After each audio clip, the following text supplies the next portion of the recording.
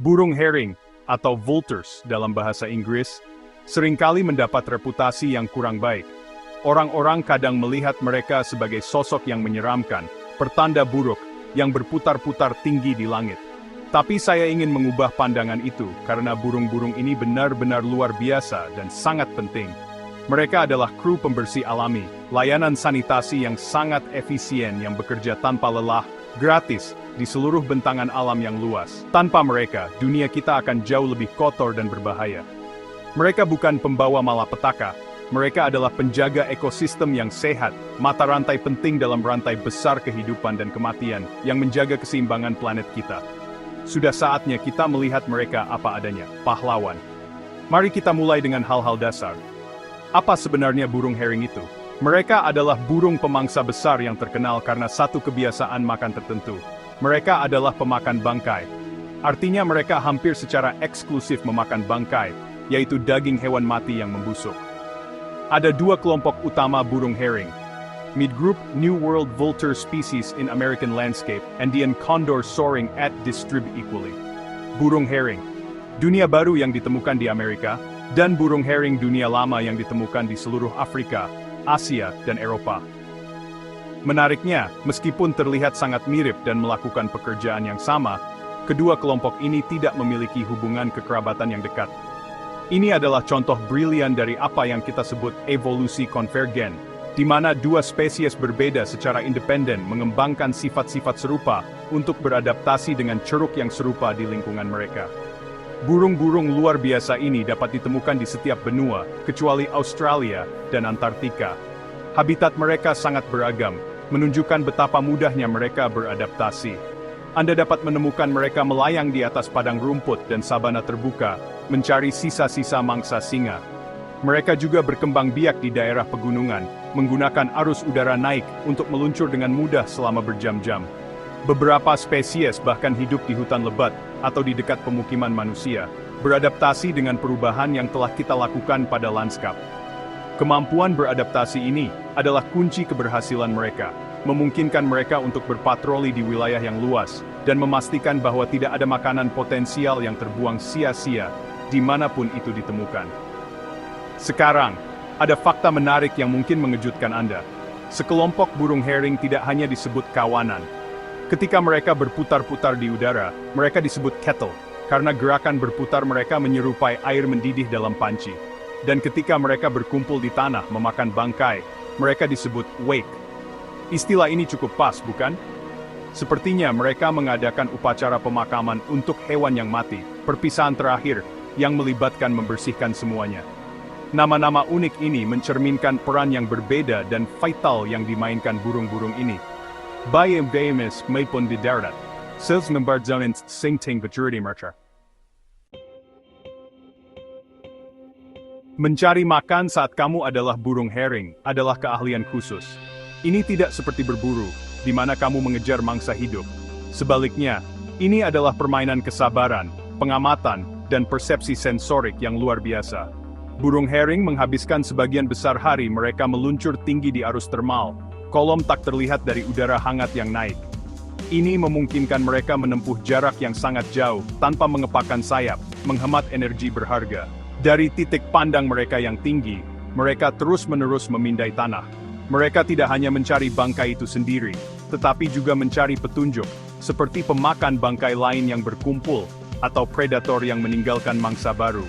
Ini adalah cerita detektif yang tertulis di seluruh lanskap, dan burung herring adalah pembaca ahli. Metode mereka untuk menemukan makanan sangat cerdas. Burung herring dunia lama, yang ditemukan di Afrika dan Asia, hampir seluruhnya mengandalkan penglihatan fenomenal mereka. Mereka dapat melihat hewan mati dari jarak beberapa mil, sebuah prestasi yang hampir tidak mungkin kita pahami. Mereka juga saling mengawasi. Jika satu burung herring tiba-tiba jatuh dari langit, yang lain akan melihat ini dari jarak bermil-mil dan mengikutinya, mengetahui bahwa kemungkinan besar ia telah menemukan sumber makanan. Ini menciptakan jaringan komunikasi yang cepat di langit, yang memastikan bahwa bangkai ditemukan dan ditangani dengan sangat cepat. Ini adalah strategi kooperatif yang brilian yang menguntungkan seluruh kelompok. Sinyal diam bahwa makan malam telah disajikan. Burung herring dunia baru, terutama herring kalkun dari Amerika, memiliki alat ekstra dalam gudang sensorik mereka, indera penciuman yang luar biasa. Ini cukup langka di antara burung pemangsa. Mereka mampu mendeteksi gas-gas spesifik seperti etil merkaptan yang dihasilkan oleh daging yang membusuk dari ketinggian di udara. Ini memungkinkan mereka menemukan bangkai yang mungkin tersembunyi di bawah kanopi hutan, sama sekali tidak terlihat dari atas. Burung herring lain di daerah itu, seperti herring hitam yang memiliki indera penciuman yang lebih lemah, seringkali akan mengikuti herring kalkun, menggunakannya sebagai pemandu untuk menemukan makanan tersembunyi. Ini adalah contoh fantastis dari spesies yang berbeda bekerja sama, meskipun tidak sengaja. Setelah bangkai ditemukan, wake dimulai. Adegan itu mungkin terlihat kacau, tetapi seringkali ada hierarki. Spesies yang lebih besar dan lebih dominan seperti herring lappet-faced mungkin tiba lebih dulu, dan menggunakan paruh kuat mereka untuk merobek kulit tebal hewan besar. Tindakan ini kemudian memungkinkan spesies burung herring yang lebih kecil untuk mengakses jaringan yang lebih lunak di dalamnya. Ini adalah urusan yang berantakan, berisik, dan kompetitif, tetapi sangat efisien. Bangkai besar, seperti wildebeest, dapat dibersihkan hingga ke tulang hanya dalam beberapa jam. Konsumsi cepat inilah yang membuat mereka sangat penting.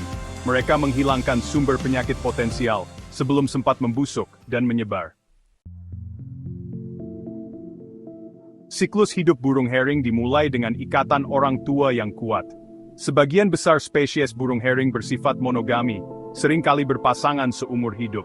Mereka biasanya membangun sarang besar, yang terlihat berantakan, dari ranting di tebing tinggi, di pohon-pohon tinggi, atau kadang-kadang bahkan di tanah di daerah yang dilindungi. Betina biasanya hanya bertelur 1 atau 2 butir. Kedua orang tua berbagi tanggung jawab mengerami telur, yang bisa memakan waktu hingga 2 bulan. Setelah anak ayam menetas, ia sepenuhnya bergantung pada induknya. Mereka merawat anak-anak mereka dengan dedikasi tinggi, memberi mereka makanan yang dimuntahkan dari perjalanan mencari makan mereka. Burung herring muda akan tinggal di sarang selama beberapa bulan sebelum siap untuk terbang pertama kali dan mempelajari keterampilan pemakan bangkai. Burung herring adalah burung yang sangat sosial. Kita sudah menyebutkan kettle dan wake, tetapi interaksi sosial mereka lebih dalam. Mereka sering bertengger bersama dalam kelompok komunal besar semalaman, kadang-kadang berjumlah ratusan. Perilaku ini bukan hanya untuk keamanan dalam jumlah, ini juga diyakini sebagai pusat informasi. Burung yang lebih muda dan kurang berpengalaman dapat mengikuti pemakan bangkai yang lebih tua dan lebih sukses di pagi hari, belajar di mana menemukan makanan. Struktur sosial ini sangat penting untuk kelangsungan hidup populasi, memastikan bahwa pengetahuan diturunkan dari generasi ke generasi, dan bahwa kelompok secara keseluruhan lebih efektif dalam tugas pembersihan mereka. Ini adalah komunitas yang dibangun di atas kelangsungan hidup bersama. Salah satu fitur paling mencolok dari banyak spesies burung herring adalah kepala dan leher mereka yang botak. Meskipun mungkin terlihat sedikit aneh bagi kita, ini adalah adaptasi yang brilian dan krusial untuk gaya hidup mereka. Bayangkan mencoba makan malam Anda dengan menempelkan kepala Anda jauh ke dalam bangkai yang berantakan. Jika kepala Anda tertutup bulu, itu akan menjadi kusut dengan darah dan cairan lain, membuatnya sangat sulit dibersihkan, menciptakan tempat berkembang biak bagi bakteri. Kulit telanjang memungkinkan burung herring tetap jauh lebih bersih. Kotoran apapun dapat dengan mudah dipanggang dan disterilkan oleh sinar ultraviolet matahari atau dicuci, yang merupakan solusi sederhana namun jenius untuk masalah kebersihan. Adaptasi fisik mereka tidak berhenti di situ. Burung herring memiliki paruh yang sangat kuat dan melengkung yang dirancang untuk merobek kulit, otot, dan urat yang keras. Ini adalah alat utama mereka untuk memulai makan. Tapi mungkin adaptasi mereka yang paling menakjubkan adalah internal. Asam lambung mereka sangat korosif, jauh lebih kuat dari kita. Ini memungkinkan mereka untuk dengan aman mencerna daging busuk yang penuh dengan bakteri seperti botulisme, antraks, dan kolera, yang akan mematikan bagi hampir semua hewan lain. Mereka adalah jalan buntu biologis untuk patogen, secara efektif menetralkan penyakit berbahaya dan mencegahnya menyebar melalui lingkungan atau ke sumber air. Mereka adalah unit sterilisasi berjalan, terbang. Meskipun adaptasi mereka yang tangguh, burung herring tidak kebal. Mereka memang memiliki predator alami, meskipun burung dewasa jarang diburu karena ukurannya. Telur dan anak ayam muda di sarang jauh lebih rentan. Mereka dapat dimangsa oleh elang, rajawali, dan predator berbasis darat seperti ular atau rakun jika sarang dapat diakses. Namun, ancaman terbesar yang dihadapi burung herring saat ini bukan dari dunia alami, tetapi dari manusia. Hilangnya habitat, tabrakan dengan kabel listrik dan turbin angin, serta keracunan adalah tantangan besar. Di banyak bagian dunia, populasi mereka telah mengalami penurunan yang sangat besar, yang sangat mengkhawatirkan bagi ekosistem yang mereka dukung. Konsekuensi dari penurunan populasi burung herring sangat parah dan berdampak luas. Bayangkan apa yang akan terjadi jika layanan pengumpul sampah lokal Anda tiba-tiba berhenti bekerja. Sampah akan menumpuk, menciptakan bau yang tidak sedap, dan menjadi tempat berkembang biak bagi hama dan penyakit. Hal yang sama terjadi di alam ketika burung herring menghilang. Bangkai dibiarkan membusuk lebih lama, selama berhari-hari atau bahkan berminggu-minggu. Ini memungkinkan bakteri berbahaya berkembang biak dan berpotensi mencemari sumber air, menimbulkan ancaman bagi satwa liar dan manusia. Sistem pembuangan limbah alami rusak, dengan konsekuensi berbahaya bagi kesehatan masyarakat dan stabilitas lingkungan. Ketika burung herring lenyap, pemakan bangkai lain yang kurang terspesialisasi mungkin menggantikan mereka. Hewan seperti anjing liar atau tikus mungkin meningkat jumlahnya karena mereka memanfaatkan sumber makanan baru. Namun, hewan-hewan ini tidak dilengkapi seperti burung herring. Perut mereka tidak dapat menetralkan patogen berbahaya yang ditemukan dalam bangkai. Sebaliknya, mereka dapat menjadi pembawa penyakit seperti rabies dan distemper. Membawa penyakit ini dari pedesaan ke kontak yang lebih dekat dengan populasi manusia dan hewan peliharaan mereka. Ini telah diamati di beberapa bagian Asia, di mana populasi burung herring runtuh, menyebabkan krisis kesehatan masyarakat. Ketidakhadiran burung herring menciptakan kekosongan yang diisi oleh sesuatu yang jauh lebih berbahaya bagi kita. Sangat jelas bahwa kita membutuhkan burung herring. Mereka bukan penjahat, tetapi komponen vital dari planet yang sehat. Peran mereka sebagai kru pembersih alam tidak tergantikan. Dengan menjaga lingkungan tetap bersih dan bebas penyakit, mereka memberikan layanan yang bernilai miliaran dolar, dan mereka melakukannya secara gratis.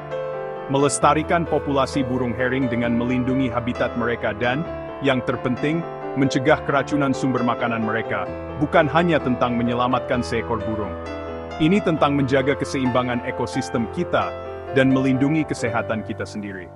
Lain kali Anda melihat burung herring melayang tinggi di atas, saya harap Anda melihatnya bukan sebagai pertanda, tetapi sebagai penjaga, pahlawan diam, yang melakukan salah satu pekerjaan terpenting alam.